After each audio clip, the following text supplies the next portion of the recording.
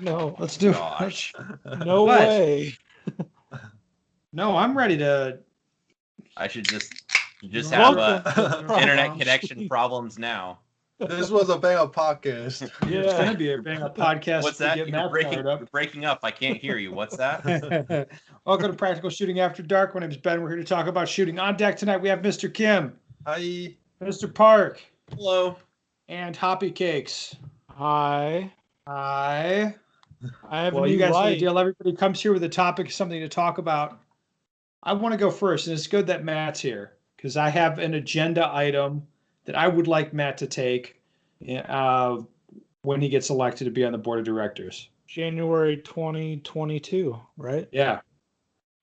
All right, Matt, you ready for it? Yeah, I'm ready. All right, here's what I'd like to see. Drum roll, please. Single action carry optics. Sure. Steel Challenge and USPSA get their own boards. Ooh, interesting. Yeah, so here's my thinking. You can tell me what you think about this. Like me, for example, I would be more of a USPSA guy. Would it make any sense? Would you want me on the board for Steel Challenge?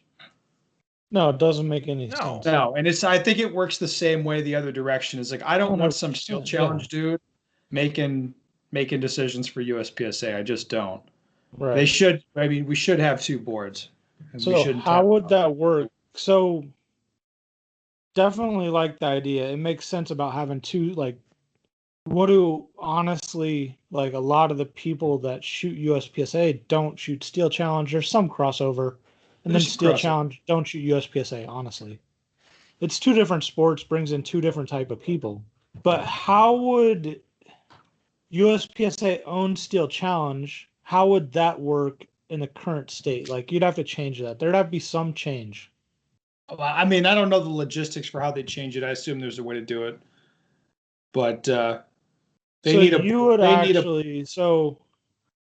kind of want it like Steel Challenge people like voting and talking about and making changes on Steel Challenge, USPSA on USPSA stuff, like, and separating that fact, right? Not having them together. Yes. The board that we have would have to give back some of their power. Yeah. I'm sure they'd be very excited to do that. So then do you have two presidents? Well, that's a good question. I don't think that's necessary, but having a separate board would be enough. Just thinking on it real quick. It could be a smaller, it could be a 4-person board. That's what I was just gonna say. What if you had a president over both, and then you had like a 5-person board and a 5-person board? Yeah, I mean, that would be fine with that. Yeah, that's what I kind of thought off the top of my head. Yeah, interesting.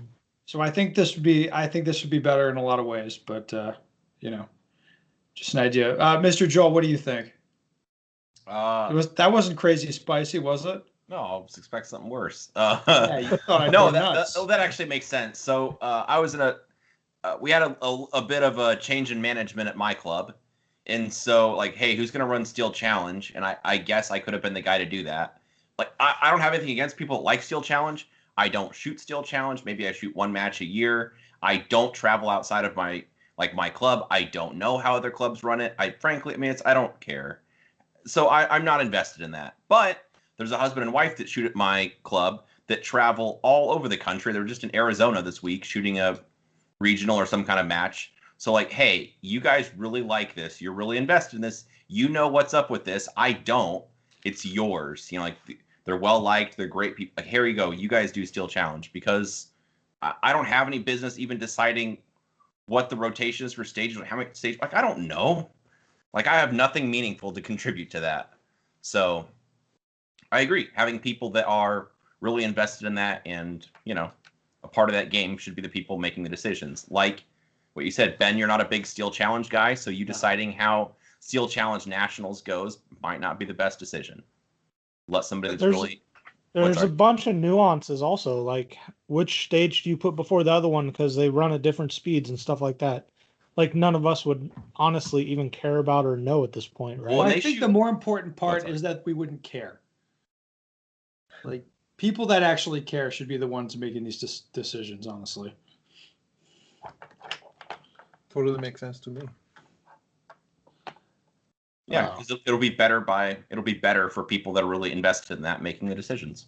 Good. Well, that's enough of my crazy ideas then. Mr. Park, what do you want to talk about? I don't know. I guess I'll talk about my carry optics guns again. So Sounds amazing. Never seen one of those before. I know. Well, I'm kind of training without consequences right now, which is awesome. I'm not in a position that I have to be training up for nationals in a month. So I messing around with my carry optics guns, learning what I can. The other fun part is just kind of sorting out my gear. I can go out and shoot whatever I want right now. I don't have a major match in the near future. So sorting out my guns, mags. One of my dots came loose, so I messaged the professor what thread locker I should be doing and how long I should let it cure. And apparently I have to let it sit more than 5 minutes and take it to the range and start doing build drills with it. But like getting my gear sorted out, making sure my magazines are good to go, making sure I have the right base pads, the right number of coil spring, whatever, all that garbage. So then when the season actually rolls around, I want to train, or if I want to take it to a match, my gear's completely sorted out. So anyway, that's super important. We actually had a thread-in training group this morning, if you guys saw that, where a guy went to a match. He was having problems hitting targets. He thought maybe it's something fundamentals going on. And then it turns out it was an issue with his gun that, he then later figured out. So just being really attentive to your gear, having it all sorted out is important. So anyway, that's all I'm doing right now. Boring, Joel. Sorry. Boring. All right, Matt, what do you got? So Joel just gave me a good topic after his talk, right? Tell me more. Because I was so prepared. I have something else for the next podcast, so we don't have to worry about that. Excellent. That's good, Matt. So I just want to talk about when I put my guns up. So Joel talked about putting his gun up, or someone put their gun up after practicing, and they had an issue during practice, and they found out later on that it was actually the gun's fault. So what I try to do, and I do mostly, unless like I'm rushed for time or something like that, like when I put my gun up for the day, I actually look it over and make sure there's nothing wrong with it. So just do a basic field strip, take the slide off, look at it, and make sure no barrel bulging, parts broken, any number of things that you can notice by doing that. That way you know what you'd have to do if you saw something broken. Like if I saw a broken insert in the frame, like I could know to replace that like right away when I get back. Maybe look deeper because that issue was caused by something else. I don't know. Maybe I need to change my recoil springs because they're weaker or something like that, Maybe a little tiny roll pin that holds your front sight in place is missing. No, why would you need that? You'll usually miss a bushing at that point too, and it's a bigger issue. Oh, okay. Not that's ever happened, Of course not. Hypothetically. Right. Hypothetically. But it's like a preventative maintenance thing, right? So we take these guns out, we race with them. There's no point to not do preventative maintenance and do checkups when you're actually like before you need that thing to work next time, right? So if I have broken an insert, I pull that gun out at practice and try to use it next time, like could be saying like everything shifting to the left or right, being like, oh, is my optic off? Is it something else? Like all 10 different things you have to check and narrow it down before you actually know what it is. Yeah. Matt, I'm guessing you'd agree. I don't have any use for guns or equipment that don't work. If it's not reliable, the magazine doesn't feed whatever, yeah, it's gonna get fixed. Well, I got another question though then, guys. How often would you say you have a practice session interfered with because of equipment issues? I had a couple because of optic issues, but it wasn't super interfered because I had a secondary gun I could go to. Right. Like, this dot is moving every time I shoot and adjust it. Like, okay, well, grab the next one. Grab the other one that's in your bag with you. Yeah, it's the same for me. Whereas it's very infrequent that I have to do more than just change guns. It's not worth dealing with while you're on the range out there in the heat, in the weather and all that to try to mess with and diagnose problems. Like just grab the second one if you have it. Mhm. I agree. And then do that when you have the spare time, like at night after you're done, or the next day before you dry fire or something like that. All right, Mr. Kim, Yes. what do you want to talk about? I have a show and tell. Oh, baby. So bummer for audio listeners. So what I'm holding is this belt with holes, ELS belt from Safariland. So you'll notice like this gigantic mag pouch for Air 15 Yes. and a fancy magnet now. Mm-hmm. So I've exclusively used DAA belt for like pretty much the whole time of my shooting career.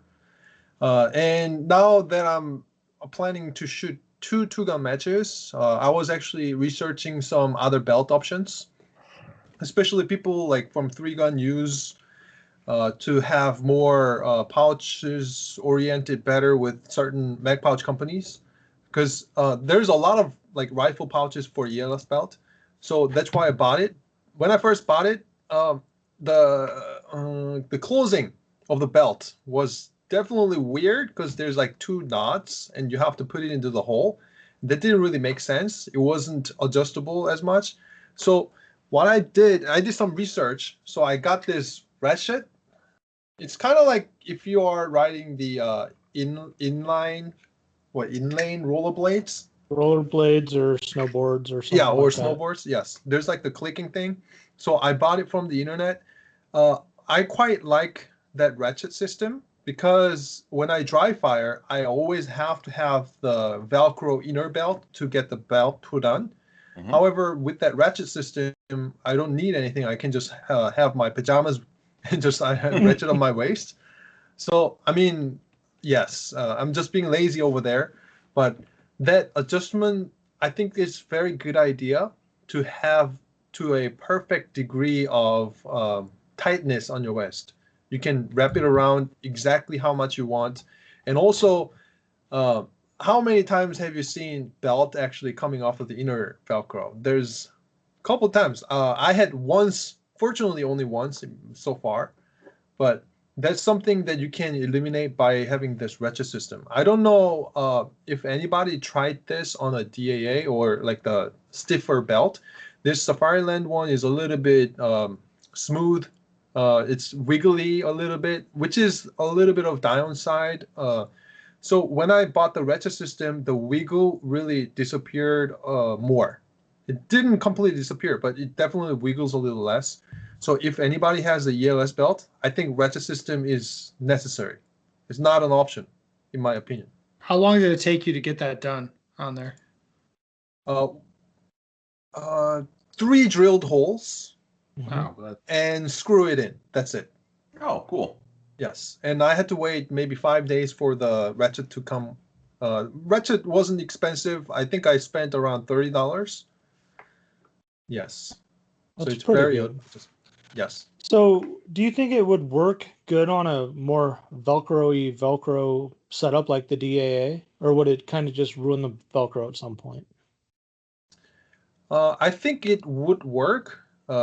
With the research I did on the internet forums, people's been using it actually from somewhere around 2018 is the earlier posts I found.